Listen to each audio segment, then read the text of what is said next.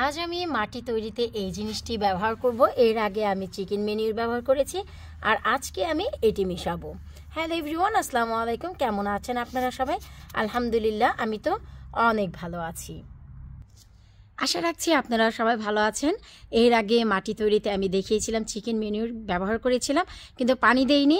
আমি বলেছিলাম যে মাটি এত বেশি ডাম্প আছে, এগুলো এমনিতেই সফট হয়ে যাবে। তো চলেন আমি আজকে কি ব্যবহার করছি A to Z আপনাদের সাথে শেয়ার করব, কেন ব্যবহার করছি সেটাও বলবো। আর তার আগে চিকেন মেনিউরগুলোর কী অবস্থা সেটা আপনাদের সাথে একটু শেয়ার করে নিচ্ছি। প্লিজ ভিডিওটি ভালো লাগলে সবার সাথে শেয়ার করে দিবেন, এতে করে নতুনরা অনেক বেশি উপকৃত হবে মাটি তৈরির এই ভিডিওতে। কারণ এই কিছু উপাদান মিশানোর পর আমাদের মাটিতে আর কোনো কিছুই ব্যবহার করতে হবে না 2025-এ ফার্স্ট গার্ডেনিংয়ের জন্য। এই হচ্ছে চিকেন মেনিউরগুলো, দেখেন সব সফট হয়ে গেছে। আমি একটু দেখাচ্ছি, শুরুতে যেই রকম ছিল আর এই যে দেখেন মাটি সফট হওয়ার কারণে ধরা মাত্রই দেখেন মাটির সাথে মিশে গেছে। তো আজকে আমি যে জিনিসটি ব্যবহার করব সেটার পর আমি একবারে কুপিয়ে তারপরে আপনাদের সাথে দেখিয়ে দিব কিভাবে জিনিসগুলো অ্যাডজাস্ট করতে হবে।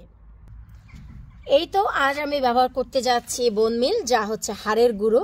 এই জিনিসটা মাটিতে দেয়া খুবই জরুরি। যে কোনো মাটি তৈরির আগে আমরা চিকেন মেনিউর এবং এই হাড়ের গুঁড়ো, নিম খোল এইসব দিয়ে যদি মাটি তৈরি করি তাহলে কিন্তু আমাদের বাইরে থেকে কেনা আর সার দিতে হয় না। প্রাথমিক পর্যায়ে আমরা যে গাছগুলো লাগাবো সেই গাছের জন্য এই খাদ্যই যথেষ্ট। তাছাড়া পুরো সামারে আপনাদের মাত্র 2 বার ব্যবহার করতে হবে এই বোন মিল, এর বেশি আর কোনো প্রয়োজন নেই। পুরো সামার আপনাদের কাজ হয়ে যাবে। এই যে দেখতে পাচ্ছেন বোন মিল, এতেই। তো চলেন আমি আপনাদের দেখাচ্ছি যে এই বোন মিলটি কেন আপনারা কিভাবে ব্যবহার করবেন। এই যে এর আগে যে আমরা ছড়িয়ে ছিটিয়ে দিয়েছিলাম সেই চিকেন মেনুর উপরে ঠিক এইভাবেই করে দেখেন আমরা ছড়িয়ে ছিটিয়ে দিব।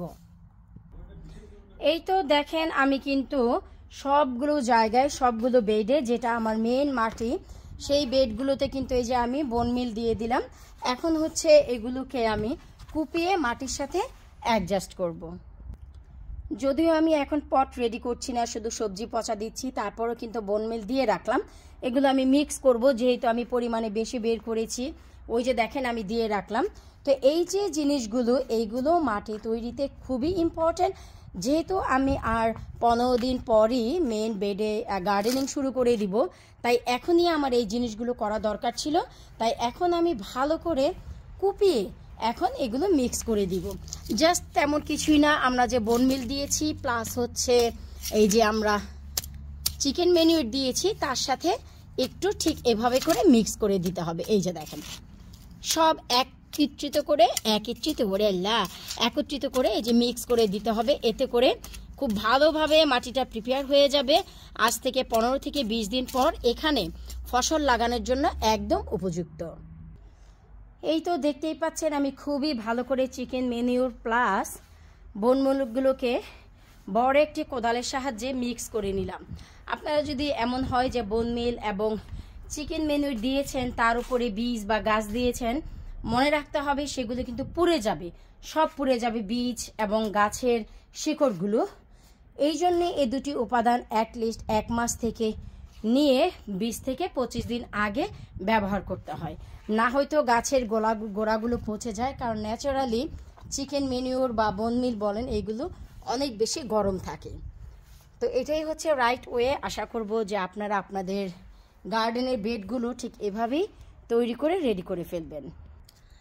আশা করব আজকের এই ভিডিওটি আপনাদের উপকারে লাগবে। আমি এই যে সবজি পচা ব্যবহার করেছি অক্টোবর, নভেম্বর, ডিসেম্বর, জানুয়ারি শুধু সবজি পচাই ফেলেছি। সেগুলো মাটির সাথে এসে মিশিয়ে দিয়ে তার 1 সপ্তাহ পর আমি চিকেন মেনিউর দিয়েছি। তার 3 দিন পরে হচ্ছে আমি এখন বোন মিল দিলাম। এখন আমার এই মেইন বেডে আমি আর কোনো কিছুই ব্যবহার করব না। সরাসরি আজ থেকে 15-16 দিন পর আমি ফার্স্ট যে ফলন 2025-এর জন্য সেটা শুরু করে দিব। অবশ্যই ভিডিওর সাথেই থাকবেন। প্লিজ যারা আজকে নতুন দেখছেন ভিডিওটি, চ্যানেলটি সাবস্ক্রাইব করে পাশে থাকা বেল আইকনটি প্রেস করে রাখবেন। এতে করে আরও অনেক ইউনিক ভিডিও আপনারা পেয়ে যাবেন ঠিক এভাবেই। আল্লাহ হাফিজ।